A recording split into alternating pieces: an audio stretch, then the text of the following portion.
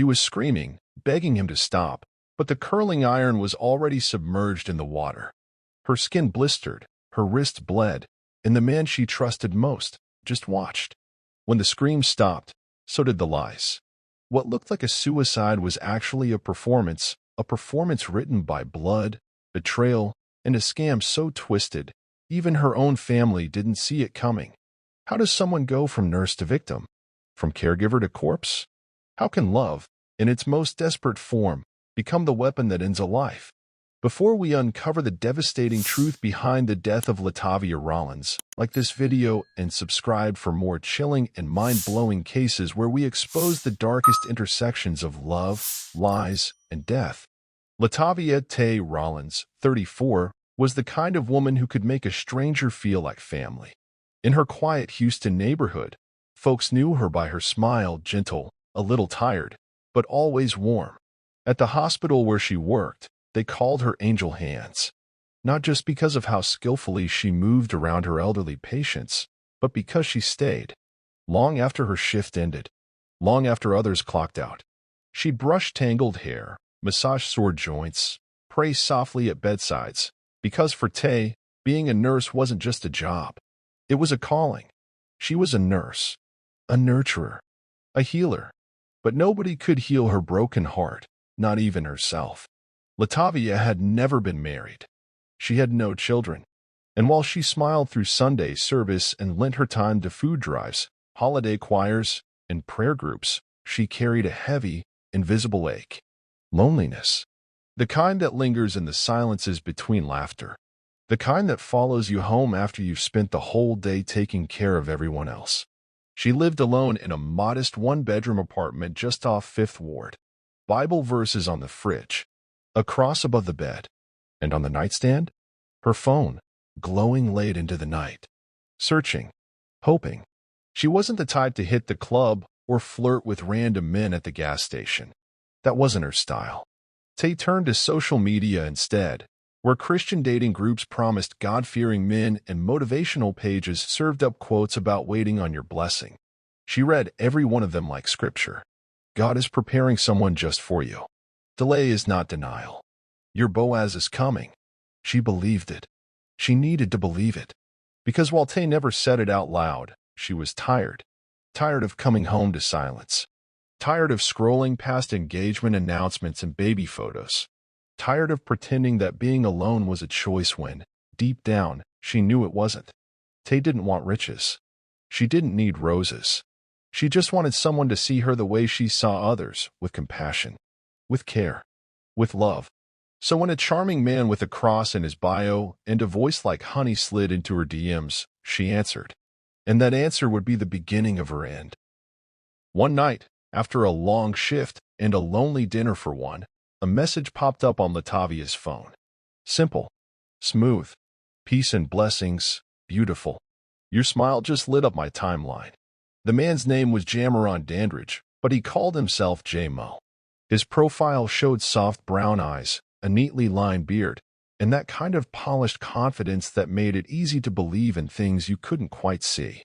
He said he was a traveling photographer, capturing the essence of Black beauty, the spirit of Africa, and the poetry of God's creation. At the time, he claimed he was stuck in Nairobi. A dream project gone wrong. His passport seized because of an unpaid fine. His words were poetic, urgent, drenched in vulnerability. He told Tay he'd been praying for someone like her. That meeting her was divine timing. That even oceans couldn't separate a love anointed by God. He'd FaceTime her, always under dim lighting, saying it was because of power outages. He never showed much of where he was. Just his face, close-up, soft-spoken. And when he wasn't live, he sent pre-recorded videos. Grainy clips of him standing against foreign-looking backdrops, saying things like, "Baby, I know this don't look like much, but one day, I'ma bring you here and show you the world. Just hold on for me." And she did. Latavia was no fool. She'd seen catfish stories before, but this didn't feel like that. Jamaron remembered every detail about her life. He'd pray with her over the phone, text her affirmations in the morning. He called her wifey and talked about wedding colors, babies, and a house with a garden. She felt seen, chosen, loved. So when he said he needed help getting home, just a little money to cover the fine and secure a flight, he begged her, cried on FaceTime, even promised marriage. Tay, tired of waiting for love to come to her door, sent him the money. She wired him $3,000 from her savings. A week later, he said it wasn't enough. New fees had come up. Paperwork. Penalties. She sent $2,000 more. The final payment, $2,200, came from a heartbreaking place. She cashed out a portion of her 401k, then walked into a pawn shop and handed over her grandmother's heirloom ring, a delicate gold band with a single sapphire stone that had been passed down for 3 generations.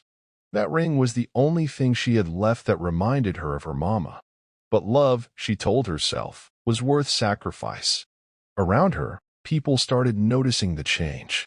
They stopped showing up to Wednesday Bible study. She skipped her usual lunch breaks with coworkers.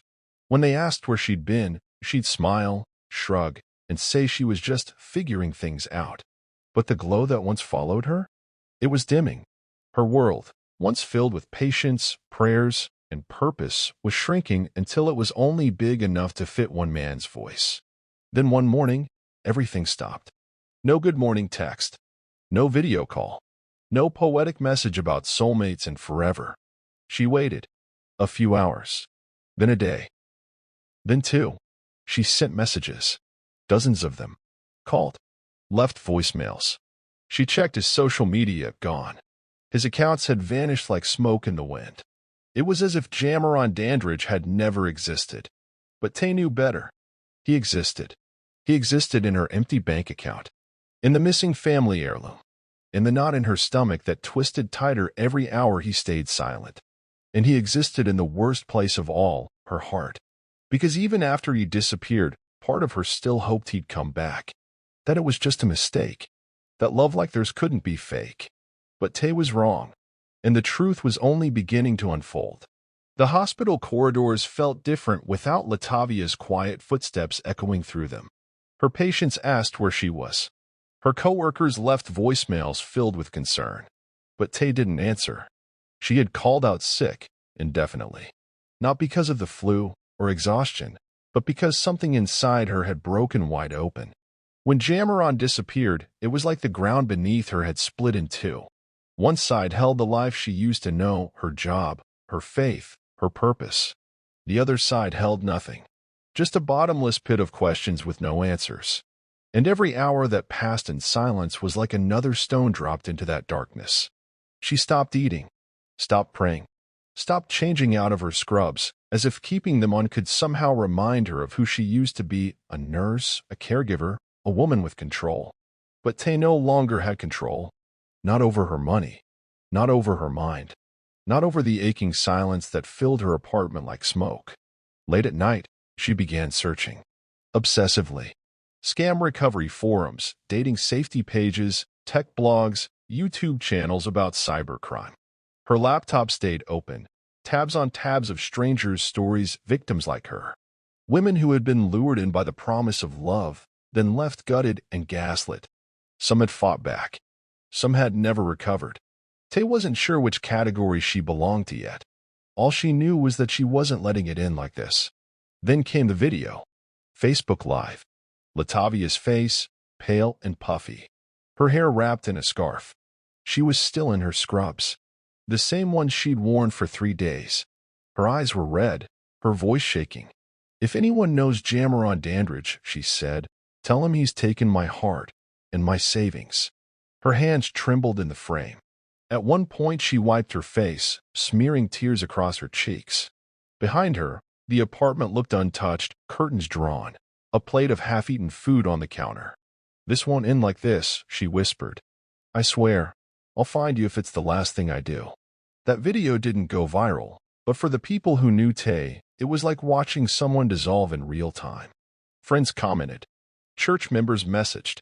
But it was already too late. She wasn't looking for comfort. She was looking for revenge. Or maybe just closure. Or maybe, in the deepest part of her, she was hoping Jamaron would see it. That he'd watch the video, feel something guilt, shame, regret, and call her back. But he never did. And the more she stared into her phone screen, the more her mind unraveled. She became convinced that he hadn't just ghosted her, he was watching her, laughing, plotting. She started scribbling names on sticky notes, tracing IP addresses she didn't understand. She posted in Nigerian expat groups, Kenyan travel forums, even local Houston threads asking if anyone had ever heard of Jamaron J-Mo Dandridge. No one had, because he didn't exist, at least not in the way she believed. But belief is a powerful thing, and when it shatters, the sound is louder than any scream. Tay wasn't just mourning a man, she was mourning a fantasy, a future, a version of herself she thought she'd finally found through love. And now, that version was gone. All that remained was the promise she made on that haunting live stream. This won't end like this. And it wouldn't. 2 days later, neighbors reported foul odor coming from her apartment. The first complaint came from the woman next door, an elderly tenant who'd grown used to the quiet comfort of Latavia Rollins humming gospel songs in the morning. She hadn't heard anything in days. No footsteps. No gospel. Just an awful, sour odor seeping through the hallway vents. By the second day, other neighbors were calling the landlord. And when the police finally forced their way into Tay's apartment, they were met with a heat so thick it clung to their skin, and a silence that felt haunted. In the bathroom, the tub was filled with pink-tinged water, cool now, but eerily still. Floating inside was Latavia's body. Her wrists were slit. A curling iron bobbed beside her, still plugged into the outlet. Her skin was blistered, raw in places, especially around her ribs, her mouth, and her thighs. The smell was unmistakable. She'd been dead for 3 days. At first glance, it looked like suicide. A woman heartbroken and humiliated, betrayed and alone. The police photographed the scene, cataloged the curling iron, noted the pills on the counter. A tragedy. Another soul lost to digital deception. Case closed. But the autopsy told a different story. The medical examiner noticed it immediately, wounds that didn't add up. Bruises across her torso that suggested restraint. Defensive cuts on her palms and forearms, the kind you get when you're trying to stop someone with a blade. Her lips were bruised, consistent with a hand clamped over her mouth. And the electrical burns? Far too severe to be self-inflicted. The curling iron had been forced into the water with her. And then came the detail that shattered any illusion of suicide the time of death. Latavia had been dead since Sunday, but someone had logged into her laptop 2 hours after that. When detectives examined her hard drive, they found that her email inbox had been wiped clean. Every message from Jamaron Dandridge, gone. The recovery folder, empty. Browser history, scrubbed. The only trace left was a single video thumbnail on her desktop. Her Facebook Live recording. Her final, desperate plea to a man who never existed. But someone had seen it, and they wanted it gone. Digital forensics traced the IP address tied to Jamaron's last login. It didn't lead to Nairobi. It didn't even lead out of the country. It pinged from a motel just outside Shreveport, Louisiana. And when investigators tracked the email used to create the fake profiles, it opened a door to a name that had appeared in other reports, on other forums, linked to other women. Women who'd lost money, their dignity, their sense of safety. Kiiris Lamont Glover, a 36-year-old career con artist with a rap sheet full of identity theft, wire fraud, and online scams. He'd reinvented himself dozens of times. Sometimes he was a soldier, sometimes a poet, sometimes a refugee in need. But always, he was the man of someone's dreams. The face Tay fell in love with? It belonged to a Nigerian actor, a man who died years earlier, whose photos Kiiris had stolen and used to craft his perfect mask. The real Kiiris wasn't poetic. He wasn't gentle. He wasn't stuck in Africa. He was in Louisiana, living off stolen funds and broken hearts. But the real monster was even closer to home. The case was already chilling, but nothing prepared detectives for what came next. A routine check of neighborhood surveillance turned the investigation upside down. A camera from a unit across the courtyard caught it. 2:13 a.m. A man approaching Latavia's apartment. Calm. Unhurried, not breaking in, just entering with a key. That alone unraveled everything. Police froze the footage, zoomed in, and when they saw his face, jaws clenched. Draquan McAllister, Tay's cousin, known to the family as Kwani, 29 years old, fresh out of prison, and once homeless, until Latavia took him in. She let him sleep on her couch, fed him, helped him get a job interview, even prayed with him. That's the kind of woman she was. Even when the world gave her nothing, she still gave others a second chance. She saw Kwani as a broken soul worth saving, but he saw her as an opportunity. The deeper the detectives dug, the darker the picture became.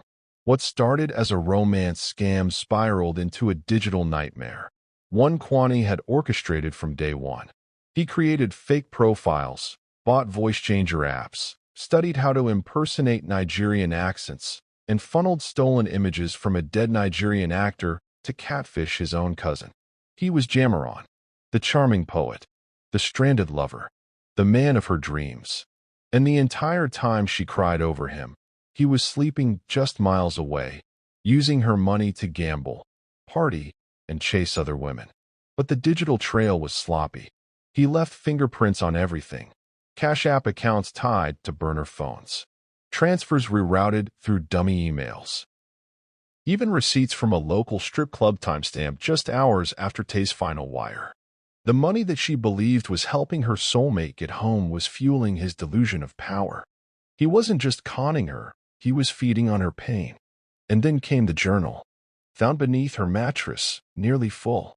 Pages and pages of scripture, prayers, longing. Notes about Jamaron's calls, his stories, the things that didn't add up. And on the very last page, scribbled in shaky handwriting, was a sentence that burned. I think it's someone I know. My spirit says it's Kwani. She knew. Somehow she knew. But not soon enough. On the night of her murder, he didn't force his way in. He knew where she hid the spare key under the mat. Because he'd been there before. Trusted. Loved. He waited until she was asleep. Maybe he drugged her. Maybe he watched her for hours before making a move. The bruises told the rest of the story. The bathtub. The curling iron. The carefully cleaned email account. The fake suicide note he typed and deleted. Every move he made that night wasn't just cruel, it was calculating. He wanted the world to believe she gave up, that she'd broken under the weight of her own naivety. But even monsters slip. Police pulled data from a wiped burner phone that recovered in a nearby dumpster. One deleted text remained, recovered through forensic software. It read, "That bitch figured it out. I gotta handle this." And just like that, the mask crumbled. The cousin she prayed for, the boy she fed and forgave, had become her executioner. Not just for money, but to cover the trail she was dangerously close to exposing. Kwani never counted on her suspicion. He never imagined her writing it down. And he sure as hell didn't think she'd leave behind a digital footprint that would lead police right to his door. But she did. Latavia Rollins was a nurse, a nurturer, a healer. But nobody could heal her broken heart, not even herself. And in the end, it wasn't a stranger who destroyed her. It was family. The trial of Draquan Kwani McAllister wasn't just a courtroom drama. It was a cultural earthquake. By the time the case reached trial, it had become a lightning rod in Houston. Protesters lined the courthouse steps with posters of Latavia's smiling face, candles flickering beneath rain-slicked umbrellas. Some were there to grieve. Others came to rage. And inside the courtroom, it was no different, grief and fury clashing in every row of the gallery. Latavia's church family held prayer vigils outside, clutching their Bibles and singing hymns through tears. But a few relatives, blood tied to Kwani, stood on the other side, insisting he was framed, misunderstood, or mentally unstable. The divide cut so deep that cousins stopped speaking, mothers clashed with daughters, and family bonds shattered like glass under the weight of the horror. From the moment court was in session, Kwani's demeanor was chilling. He walked in cocky, head high, smirking like the trial was a joke, and he was the punchline. Not once did he look at the giant screen displaying photos of Latavia's battered body. Not once did he flinch when the autopsy report was read out loud in cold, clinical detail. Instead, he laughed. He laughed when the prosecution played the 911 call from the neighbor reporting the stench from Tay's apartment. He chuckled during the forensic testimony, even cracked his neck like he was bored during the playback of Latavia's haunting Facebook Live, the one where she cried in her scrubs, begging for Jamaron to come home. The entire room froze at his lack of humanity. Then came the testimonies. Detectives laid out the digital trail with precision: IP addresses, Cash App receipts, deleted voicemails recovered from backup storage. Every piece of evidence wove a tapestry of betrayal. The jury watched as the scam unfolded in real time, how he played the role of lover, victim, and killer, how he toyed with her trust like it meant nothing. A forensic psychologist took the stand and delivered a diagnosis that sent chills through the courtroom. Narcissistic personality disorder with antisocial traits. Zero empathy. Pathological liar. Manipulative. Dangerous. He didn't love Latavia. He used her. And when she got too close to the truth, he silenced her. One by one, Latavia's family gave their impact statements. Her mother, trembling and unable to speak without sobbing, described how her daughter used to sing in the kitchen while cooking Sunday dinner. A nurse friend recalled how Tay once bought shoes for a homeless patient and left a Bible in every hospital locker room. None of it moved Kwani. He sat there, rolling his eyes, chewing gum, whispering to his lawyer. And then came the sentencing. The judge asked him if he had anything to say. The room went silent. Kwani stood, adjusted his CU. Draquan McAllister was found guilty on all charges: capital murder, wire fraud, obstruction of justice, identity theft, and conspiracy. The final sentence: 650 years in prison. No possibility of parole. No mercy. As bailiffs led him away, Kwani still wore that same smirk. But no amount of bravado could hide the truth. He would die behind bars. And Latavia? She would never sing in her kitchen again. Never walk into a hospital room again. Never trust again. Because the person she thought was her soulmate, and the cousin she thought was her blood, were the same devil in disguise. Latavia Rollins didn't die because she was naive. She didn't die because she was weak. She died because she believed in love, in redemption, in family. She looked past the cracks in the story, past the inconsistencies, past the growing fear in her gut, because that's what love does. It hopes. It forgives. It makes excuses. But hope can be a razor when placed in the wrong hands. She gave her heart to someone she trusted, only to find out the mask never left his face. This wasn't just betrayal. It was spiritual warfare. A nurse murdered not by a stranger, but by blood, by kin, by someone who sat at her dinner table, who once called her cousin, who knew exactly where she kept the spare key and how to break her spirit. Latavia's story isn't just tragic, it's terrifying. Because it didn't start with violence. It started with loneliness, a quiet ache, an unanswered prayer. And on the other end of that prayer, a predator wearing the face of an angel and the voice of a lie. Now ask yourself, could she have been saved if someone had listened? If someone had taken her suspicions seriously? If someone had looked a little closer before it was too late? And more hauntingly, how many more people like Latavia are falling victim right now, blinded by love, hunted by those hiding behind fake names and prettier words? If this story left you stunned, heartbroken, or angry, like this video, share it, and subscribe, because the scariest monsters are the ones we invite into our homes.